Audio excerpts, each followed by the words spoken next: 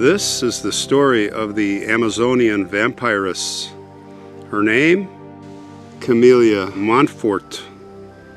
She was born in France in 1869. Her father was Henri Monfort. Her mother was Marie. In 1876, the family moved to Brazil. Henri was a French diplomat at the Consulate General of France in the Brazilian city of Belém. Her mother, Marie, was a French aristocrat who was related to the royal family of Orleans.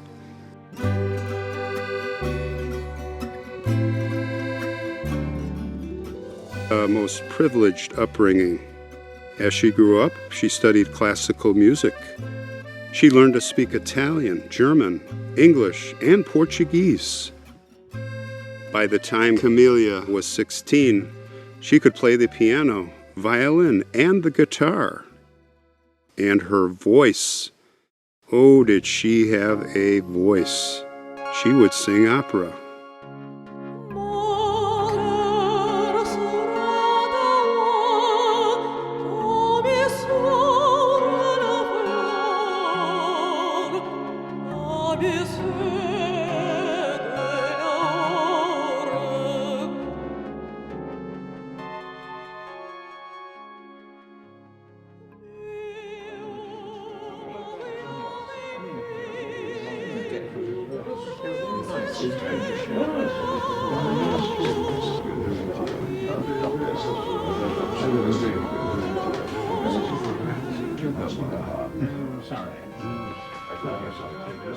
And that is how Camilla's notoriety began in Belém. She rose to become a well-known opera singer. Of course, her stunning appearance helped make her stand out, and this would bring hordes of the rich men to the theater.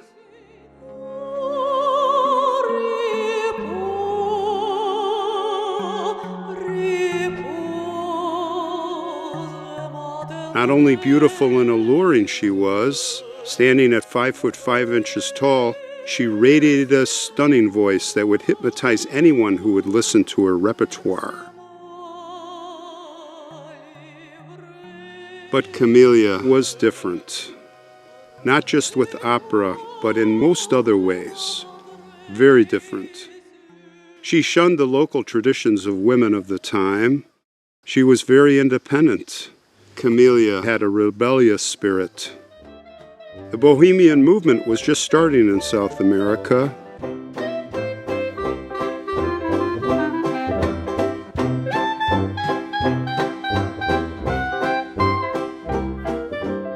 Camilla embraced it all. She would dress in the new progressive clothing coming out. Some of her dresses were very provocative for the time. And, like some other emerging from this artistic movement, Camilla would smoke and ride horses. She would do other things that were reserved for just the men. And this was not proper for women to do back then. But the men were intrigued with this revolutionary woman, this opera singer, and she had her lovers. Some were affairs with married men, married barons, the rich. These men would all compete for her. They would shower her with gifts.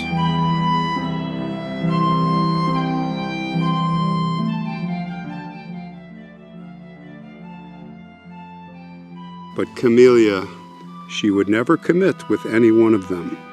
She would keep them at bay, all. But others in Belém did not sign on to this amazing woman.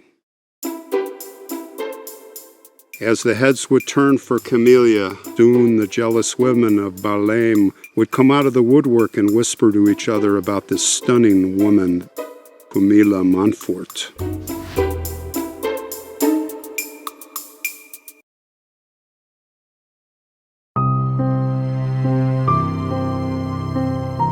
And then it started.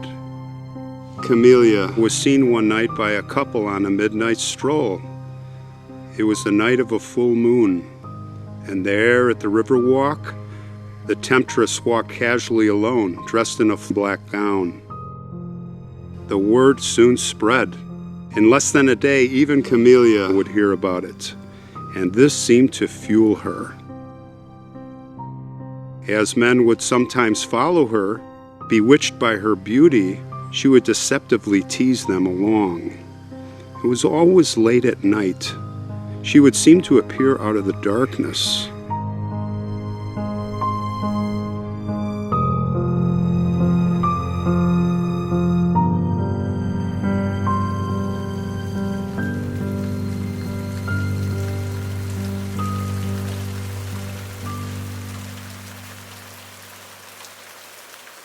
One particular rainy night, as the moon peeked through the clouds, Camilla was seen with a dress revealing much more than was normally acceptable.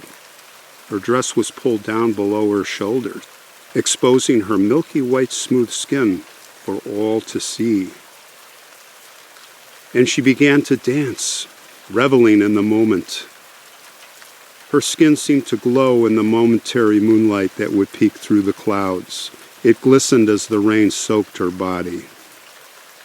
Of course, now the word again spread, but this time it was wildfire. The women of Balaam were outraged.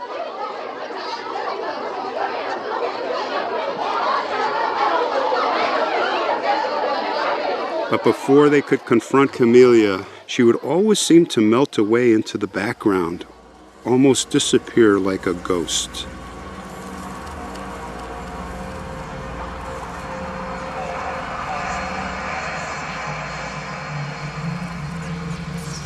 Well, Camilla basked in this special attention. What can I do next, she said to herself. The spirit world must await me. Yes, she would delve into the black arts. Camilla learned and then honed her skills in the forbidden practice of spiritualism. She would not sleep, and in time, with all the work and the effort, it would pay off, because Camilla was able to develop a sharpness in clairvoyant abilities. So now there would follow the most secretive of seances. They were selective affairs with only the most wealthy. Yes, communications with the dead.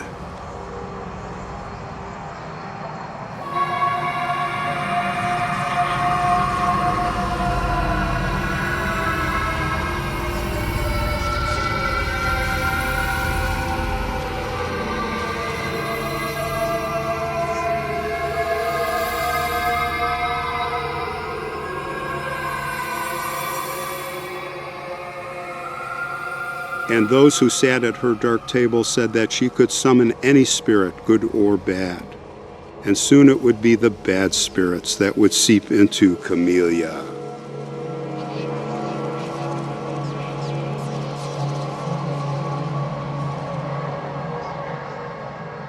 Now there was a dark storm of intrigue surrounding her.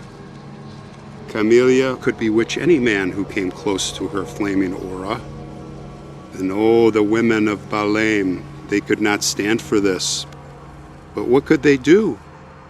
Well, they would start to spread vicious rumors about her.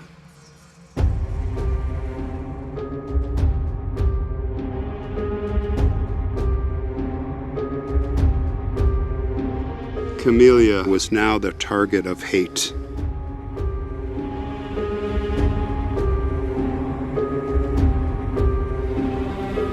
The first rumor of their hate painted her affair with the wealthy man named Francisco Bolena.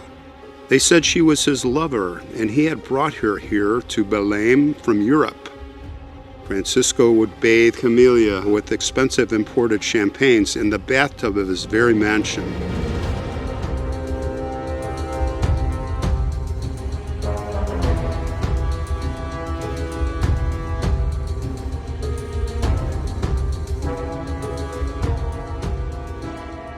But now there were darker, more sinister rumors circulating. Pale skin and strange habits led to whispers that she was actually a vampiress. They said that her operatic voice did more than mesmerize the audience.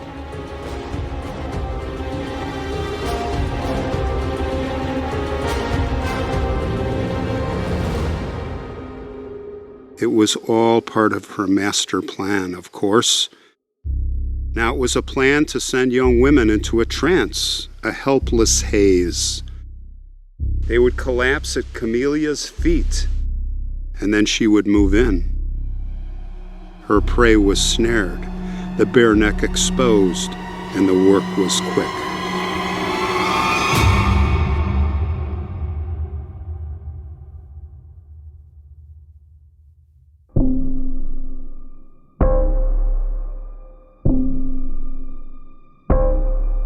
But then, as time would pass, things would take a very bad turn.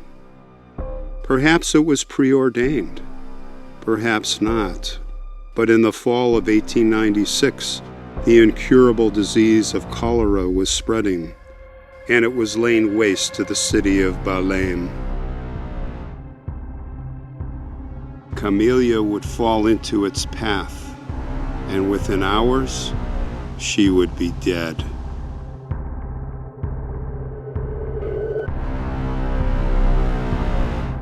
She was only 27 years old.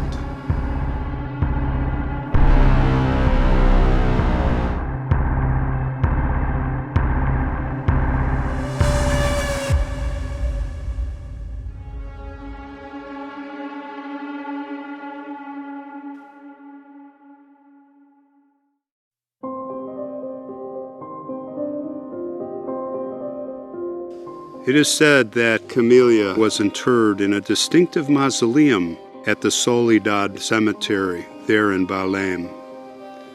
But I made a personal contact with the cemetery management there, and they say she is not inside that mausoleum.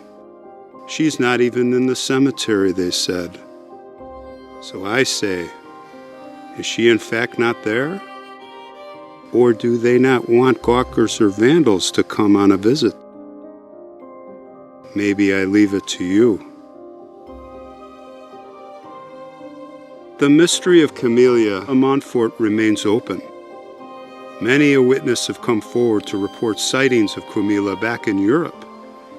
Believers say that she still roams the world, even now, today, over 150 years later. So the question I ask is, where is Camilla Monfort now?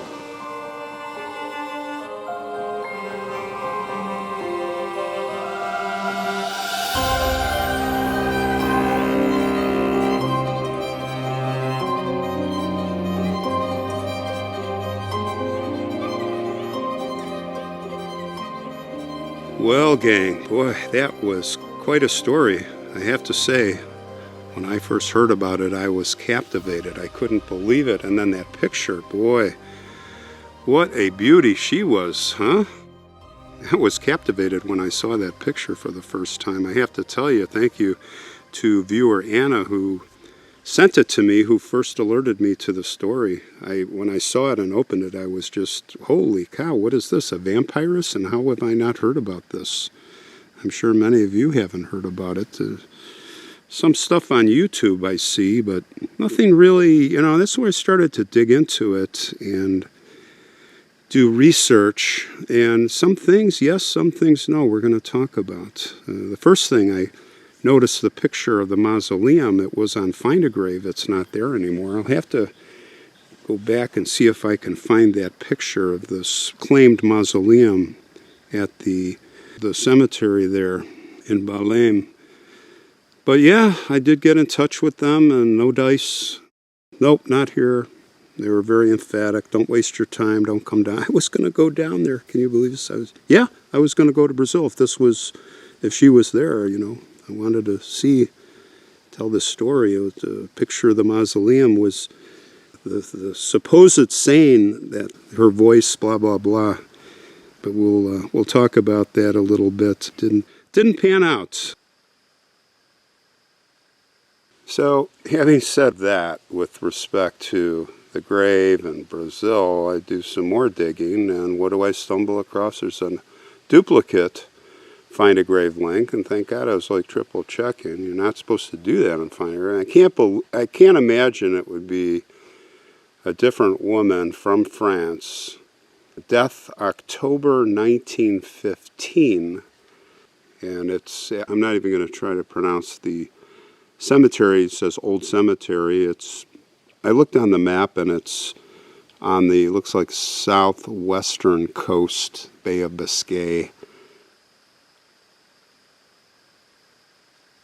And I'm looking at this thing now, and if you look at the gravestone, there's a picture of the gravestone. You look at that up close, and it's got an inscription on there that's kind of intriguing. Basically says Camilla's name, of course, and then under of it, Mort pour la France. I don't know, that mort means death, right? So, again, there was talk of the saying about the singer of France or the song of France, the voice of France. There is the black stone with the sailboat there. I saw a mention of that, but just all of this conflicting information you find that has no basis.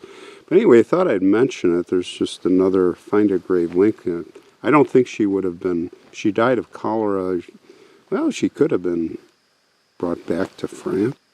Maybe that's where they all are. So, no, maybe more research we can pin this down. But anyway, that's kind of where I hit my dead end.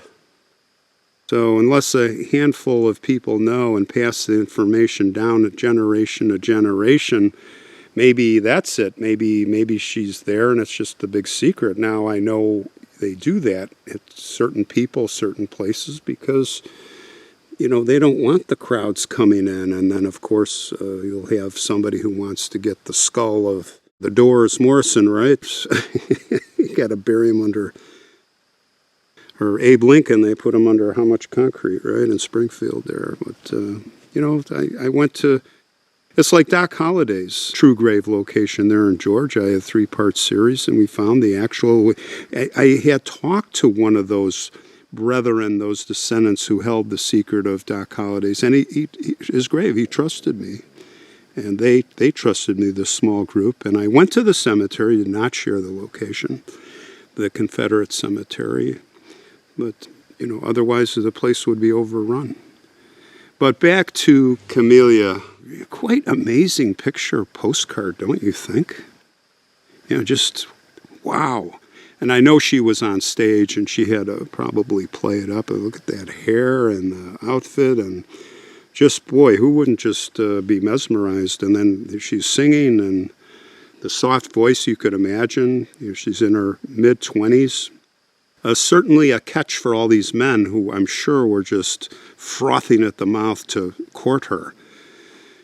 But anyway, these pictures, it's common. You see these old pictures, and I said, to myself after I dug into this, is this really her? And sure enough, as I dug deeper, a good chance this is just some beautiful woman, and this whole thing seems to be somewhat concocted. So let's talk about that. And with the pictures, just to conclude on this part, this point is Billy the Kid. There's people keep trying to make claims that, I found an old picture at an antique shop. This is Billy. It doesn't look anything like him. It's just, it's the same decade maybe. There's a great example of Wyatt Earp's wife, Josie Earp, Sadie, and she's in this negligee, half naked, and her breasts are kind of see-through, and it was used on the cover of the book. I won't say his name, but it was a complete farce. The book was a farce from what I heard from the experts, and I've gathered years later, and then I come to find out that's not even her. That is some woman, an image from a beverage poster from years or decades later. So it just goes to show you how, you get an image and then it catches on. It's not even the person. So I don't know that this was her, because there's no proof. So let's talk about the pros and cons in the story, if you will, if you want to stick around in the rabbit hole here. As my friend Adi Bo, have you seen the channel Obsolete Oddities? The man who inspires me. And like this little conversation we're having, I'm kind of emulating Adi. But anyway, let's talk about the pros and cons. And this, I did a lot of fact checking on this, and on the pro side, well, the town is real, and the era was during the rubber boom, so there were a lot of rich men there, rubber barons, and lots of money floating around. Very sophisticated place by comparison to surrounding cities and towns. And there was social change happening there. The influence of the bohemian lifestyle was emerging. It had already, I think it was the 1850s where it really started, maybe in Europe, I can't remember, but I know it was very late 1800s. It's emerging in South America, so that's true. That's corroboration. And there was indeed a cholera epidemic around then. Around the time it said that she had died. So the backdrop for this whole story seems plausible, but that's about it. Now let's look at the cons, and there's lots of them. Let's start out by saying, as I kind of alluded to, there's no real solid evidence of this picture, no provenance. So it's some beautiful woman. Now maybe it is her, I don't know. But I found nothing referencing, and this is all stuff we find. Everything you see is in the last, very recent. All the accounts that we have are from writers, bloggers, YouTubers, stuff like that. I only found modern blog posts, folklore sites. I found social media posts and Pinterest and Instagram, right, pins, and fan wiki pages and all that kind of stuff. There's a few books, self-published pages, books promoting her legend, but nothing factual, nothing you could put your finger on and say, yeah, this is the real deal. And all of these people repeat the same narrative over and over. I mean, word for word, exactly the same, showing that everybody is just copying the next person and retelling the story, which is typical of what we see on YouTube and other places. And I tried not to do that. Of course, I've added my own many embellishments to the story, so I hope you enjoyed it. But beyond that, I did search for mentions or more authoritative archival sources like, Brazil's Biblioteca Nacional, Hemeroteca, which is actually the library section that's dedicated to collections and, digitized newspapers and library catalogs and Google Scholar and academic databases, and even in the region of the heritage institutions of the Teatro da Paz histories records, and I found nothing. I found authoritative pages on the theater. There's much.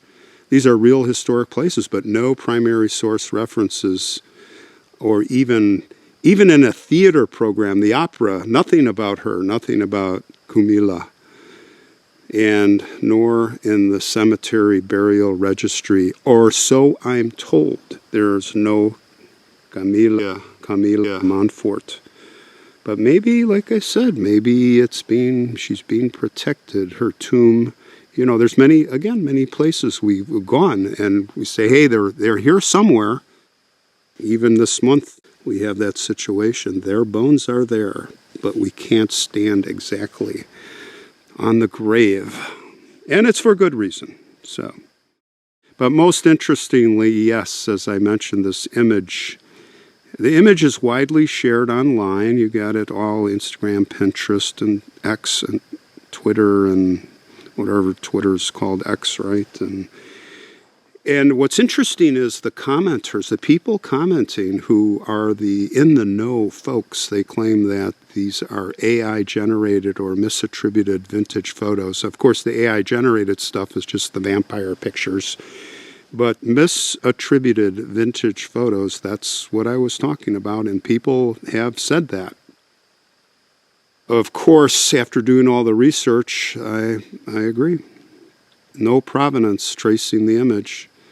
to the verified 19th century archive or museum anywhere, or to her. So there it is, folks. I hope I didn't burst the bubble here on this amazing story. It was fun, but nonetheless it was interesting and quite an intriguing tale, just in general, I think. There may be a little sliver of truth, maybe a bigger sliver, and who knows, maybe, I think the most intriguing thing would be that she is there and she was, and it's just all hidden.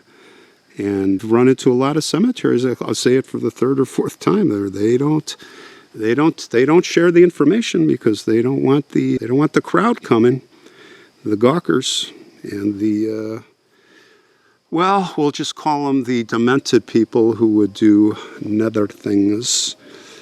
But she may have performed there in that opera or that theater in the late 19th century. We may never know, but it's sure interesting. Maybe someday we'll find out who Camilla Monfort really was. A fun story to investigate. That was going down the rabbit hole is just the fun part. Sometimes you win and sometimes you reach dead ends or falsities. And I think a lot of this is kind of a dead end, but still the story will endure and live on, and I guess I am part of that. I'm a part of that. I'm perpetuating it. So there you go. I hope everyone's happy, because I had fun, and that's what it's all about. Well, you try. Hey, I'm real candid up front. I tell true history, so I'm gonna let you know if it's a little clouded or a lot. Anyway, as I babble on, I will close it here.